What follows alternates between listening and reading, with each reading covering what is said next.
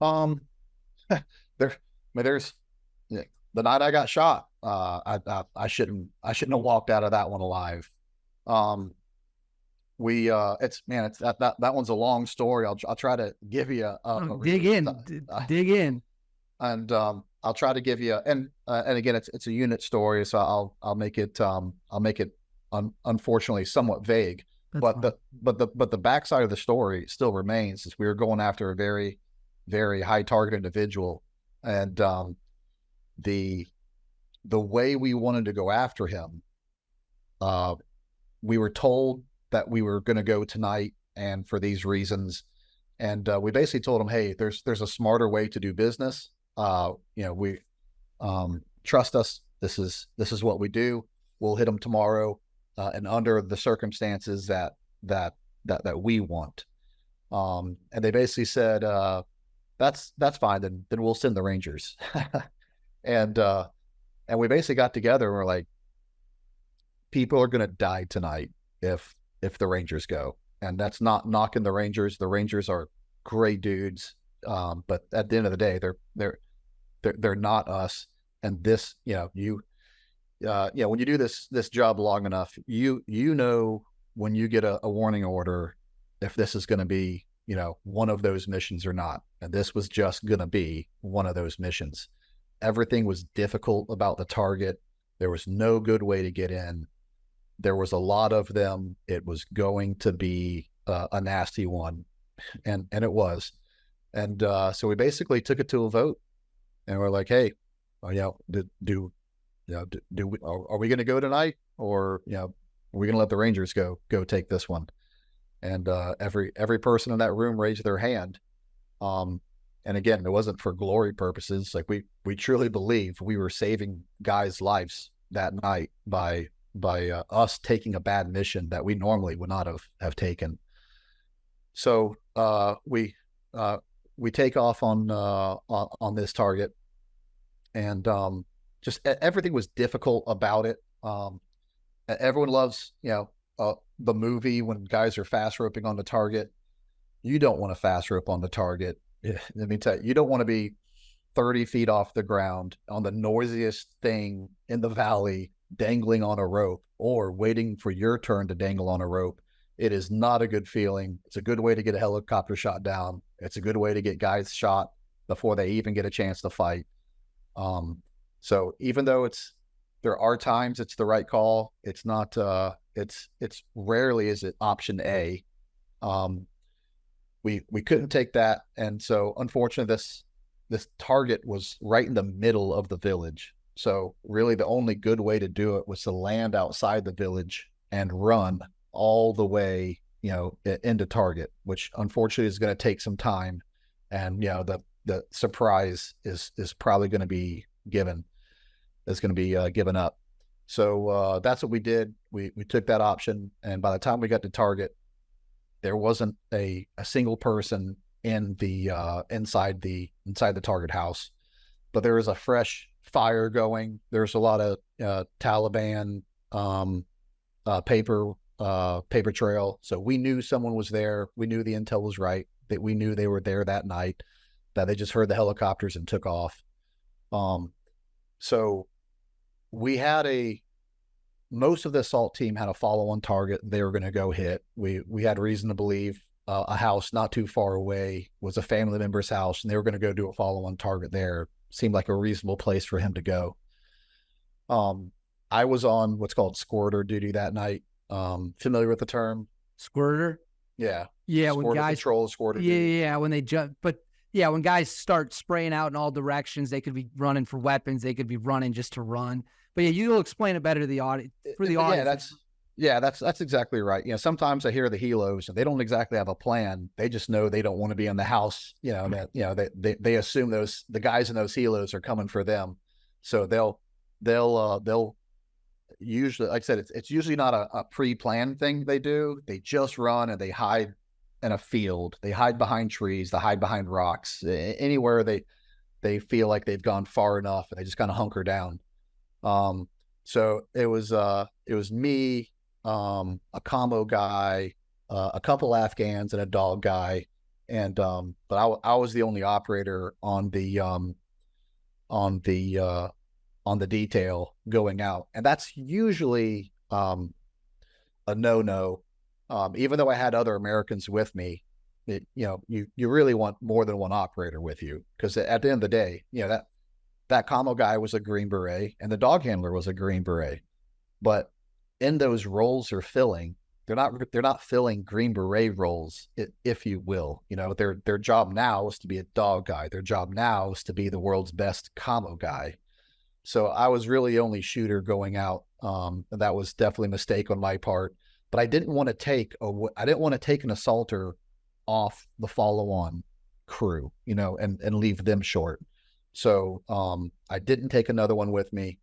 And we went around. There were several pockets of small groups of individuals hiding from us.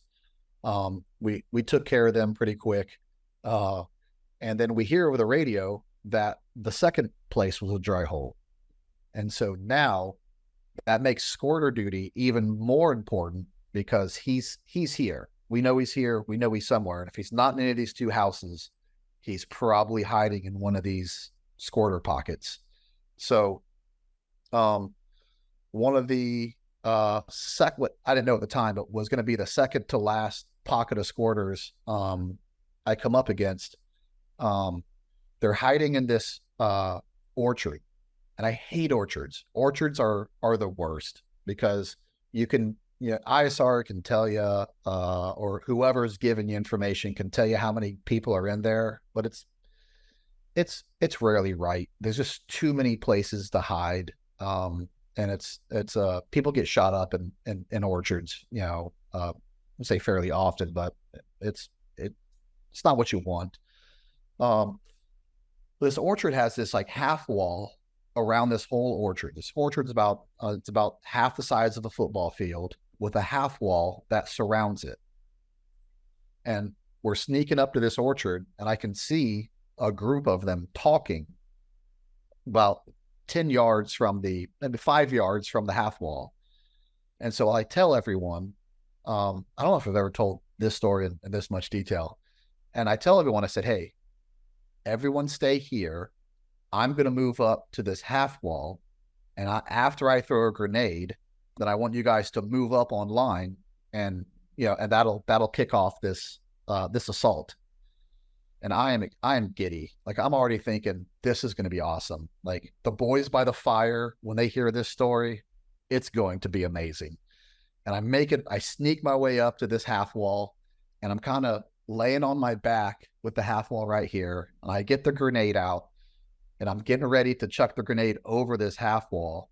And I'm just excited. I'm like, man, this is going to be a good one. And I look over one last time to see if the guys are in their position. And this one Afghan is still kind of moving into his position. And he trips in the middle of the night. He trips and he lands. And I can hear those guys, speaking whatever language they're speaking. They're super close. And when he trips, they stop talking. It was so loud. And then I hear him running to the half wall. And as I'm standing here, their AKs are now over the half wall, just spraying everywhere. They just know there was a sound in the darkness. And I'm like, and I remember sitting there going, as they're just emptying mags with their barrels a couple feet over my face, going, just mad at the Afghan that he took this amazing moment from me. And so after they get done, spraying, I felt like I knew they were running away, but I didn't want to be wrong, and put my hand up there while they're reloading and get my hand shot holding a grenade. When I was, what felt like forever was a couple seconds, and I knew they weren't there anymore. I popped up real quick and I threw my grenade as hard as I could. Here's another thing that will surprise a lot of people. Grenades don't kill people, especially out in the open air in a field. I mean, you'll wound them and you'll piss them off, but grenades don't kill people. And they end up running away. And at this point, now I'm just super pissed off at them that they shot at our guys. I'm mad that my my moment of glory was taken away by an Afghan tripping in the dark.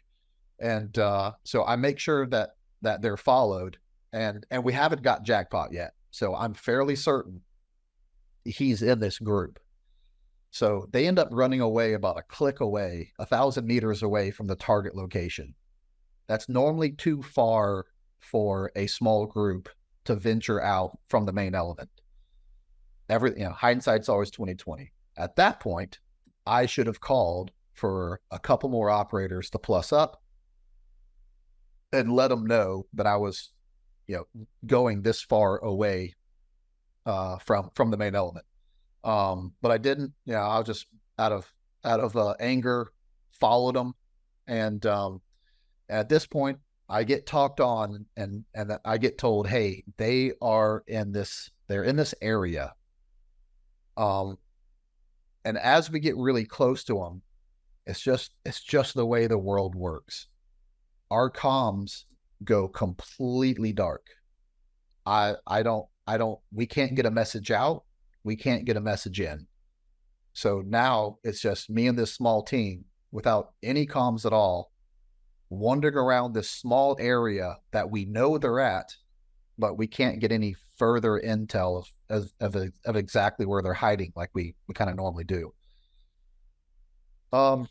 So there's this, and we're in this big field. The best way to describe it is there's this big bomb crater in this field. And I remember going up, looking inside it. It was a very dark night, no loom night. Your nods don't work as good on a no loom night. Like, your nods aren't just magic. They amplify the existing light. So a little bit of moonlight helps out your nods immensely. So it was a no moonlight, no loom night, and it was raining that night. And so, they're all fogged up, no loom. I look down there, and it didn't look like anything. So we go searching around. At this point, we get a little bit of radio chatter in and out talking about, hey, where are you guys at? Hey, the helos are running out of gas. They're either going to have to go all the way back and refuel and come back, which is going to take an hour, or we need you guys to hurry up and, get done doing whatever you're doing and come back. And so we huddle up, and I tell them, I said, hey, all right, let's go back. But before we go back, that crater, I just my spider senses, whatever it is, like, won't let me, completely, I just don't feel right. And they're like, well, what do you want to do? And I had a couple ideas. I thought about throwing a grenade in that crater. But if I was wrong and they were hiding somewhere else, I would have definitely given up our position. So I didn't want to do that. Right, wrong, or indifferent, people can armchair this decision all they want. But my plan was, this is what I'm going to do. I'm going to get us up on a line, and it's called a white light blip, which means I'm just going to turn on my white light for just a split second and kind of look underneath my nods so I can absolutely rule this out. And the thought process was, if I white light blip it, maybe, if they're not looking in this direction, they might see something, but, chances are they don't, they'll just go, did you see that? They, may not have really known where we are. It's really unusual. We don't normally use white lights, on nighttime operations. But like I said, I had to clear this depression, and my nods just weren't good enough to do it. So I go up there, and I go to white light blip it, and I could see at that point, those weren't rocks at the bottom of this depression. It was rocks and guys hiding underneath blankets. And in fact, I kind of didn't even intend to see anything. I kind of was just like, well, I'm just going to, I blipped it. I started to turn away. And in my mind, it registered what I just saw. And so I came back and kept the white light on. And I said, the G-rated version is, there they are, get them. And we start shooting them. Unfortunately, I was the only one to take shots. The Afghans were more of a spectator that night, and the first guy I shot was still underneath his blanket, so he died. Didn't even know why. The second guy I transitioned over to was just kind of starting to look underneath his blanket. I had a suppressed gun at the time, but I wasn't running subsonic ammo, so you can hear it. Right. So between the white light and the rounds going off, I mean, he was interested to see what was going on, and so I gave him the good news. Um, and so the next guy over, he's a little bit further out underneath his blanket and starting to reach for his gun, and so I give him the same treatment his other two friends got. But every person I'm transitioning over to is a little bit closer to being up and ready. And so, I send, 4 to 6 rounds at each guy. And here's another thing that it's no one shouldn't say no one. You shouldn't. No one shoots guys twice and moves on. Like you shoot guys until they stop, until they're no longer a threat. So everyone's getting 4 or 6. The first guy got like 8 rounds. When I transition over to the last guy, he has his gun coming up, and I'm still and I just transitioned over to him, and I'm thinking he's closer to shooting me than I am him. And I pushed my gun as hard and fast as I can, threw a couple rounds his way. He went on full auto and sprayed up. The first couple rounds hit the base of my feet, kind of walking up. One of the rounds hits me right in my forearm, breaks my arm in half, and then the last round, as it turned me, it went right through the middle of my nods and broke my nods in half, and they're dangling on my face, and I spin around like 4 times and hit the ground. And I remember laying in the mud going, damn it. I knew I was going to get shot one day. I was the only guy on my team without a Purple Heart, the only guy. And I just remember going, that didn't hurt as bad as I thought it was going to hurt. And at that time, our combo guy, this all happens in a matter of 5 seconds. Our combo guy runs up and throws a grenade down into the hole, or not a hole, down into this big depression. And it, whatever it does, it probably lands beside a rock, and it goes off. It doesn't hit him. But what it does is it reminds him that he has a grenade. And this happened for whatever reason on this particular rotation. Almost every time we introduced grenades, we got a grenade back. It's almost like reminding them, oh yeah, we carry these too. So he throws a grenade out of the hole, and I'm laying on my back, and it lands within arm's distance of me. And what saved my life was a muddy, rainy night. It sunk down into the mud. It went off a couple seconds later. It blasted my helmet off, my peltors to shred. It's got some scarring underneath my my beard. And I got scars up and down my leg. But generally speaking, that mud tamped that grenade and absorbed most of that explosion. And so now I'm shot. My nods are shot off. I get hit by a grenade just a couple seconds later, and he goes to crawl out of the hole, and our commo guy, eventually fills him in with an absolute full mag. I mean, all 30 rounds into this guy, and it's over, kind of. So now he actually, gosh, almost he gets as he's crawling out, he sends out a couple like kind of security rounds and then tries to crawl out, and he hits our commo guy in the leg. And so our commo guy's shot and then kills him. I'm shot. I have no nods. I have an arm that to get to that point, we jumped a lot of walls trying to make a straight line to this point. Now I can't jump walls. I got oh gosh, can't believe I'm forgetting these words. I got a tourniquet on my arm that without a doubt felt 10 times worse than getting shot. The tourniquet was absolutely excruciating. And it took us almost an hour to get back to our to our element. And during this hour, we made another mistake of, it was, again, that village was pretty lively. And so we're trying to sneak our way back, but we can't use the back roads, if we will. Like, we literally kind of have to use trails and roads within the village to quickly get back to our element. Well, when we stopped and checked out all of my my injuries, we used red light because we were still in a tactical situation, which I know better. The problem with using a red light is you can't see blood underneath a red light. And now my biggest injury that I was concerned about was my arm. I didn't complain about the massive bleeding in my leg or in my side because I didn't even feel that had happened.